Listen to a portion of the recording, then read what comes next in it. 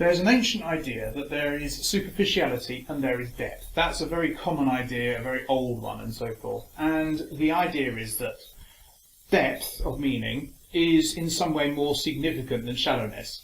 For instance, many people would approach a work of art as having a meaning beyond what's on the surface. They would see it as having a surface. For example, a novel might seem to have a meaning deeper than the words themselves on the page, and there are such things as irony, symbolism, and deceptively simple insights into the human condition. And the similar approach is also taken to the observed world as a whole, and to the details of one's own thoughts and feelings, and interactions with others. The idea of depth, revealed by analysis, exists all over the place, in literature, psychotherapy, politics, religion, and a load of other places. However, recently people have challenged this idea. The very idea of a world view which explains everything is being placed in question.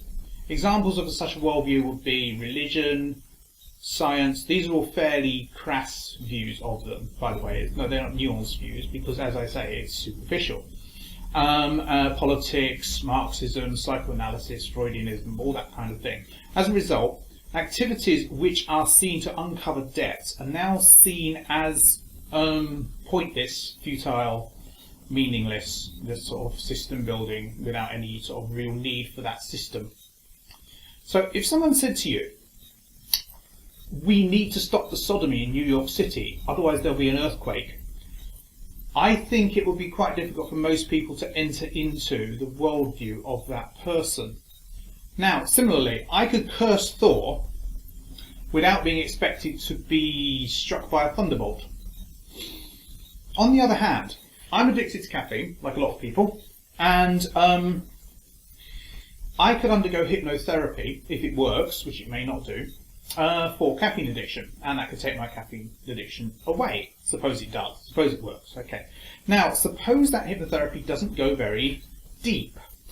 What's happened in that situation is, I would then expect there to be some sort of comeback for that. I would expect that there would be retribution. I would become addicted to something else, or I would engage in some other behaviour. I might overeat, or I might start fiddling with things a lot. Now, when I think that way, the question is it different than being hit by a thunderbolt? Would you expect to be hit by a thunderbolt, and this is the modern version of that? Or is it something else? Is that the way the world really works? Is it possible that just cognitive behavioural therapy could take away my caffeine addiction and I would just carry on as normal, with the only difference in my life being that I'm not addicted to caffeine anymore? Now, there is another aspect to all this. We're currently in a situation where we're expected to disclose a lot of stuff. We post stuff on social networks, we are rewarded for confession, and we're expected to disclose things such as in CRB, and airport staff want to see us naked and that kind of thing, on the grounds that if you have nothing to hide, you have nothing to fear, and see the other video. So, when we do that, we find that what we actually reveal tends to be quite superficial. It's like, I've gone out and bought X, or I've eaten Y for breakfast, and that is often quite superficial. Now, does that mean that when we reveal things to ourselves, it removes our depths? Have we metaphorically become shallow because of our disclosure? Now, despite all that, I can't shake the feeling that when somebody watches Big Brother, they're doing something which is less worthwhile than when I listen to Turangalila. Now, why do I feel that? And how can we address the two? And is the superficiality and disclosure thing connected? Are there connections between the two?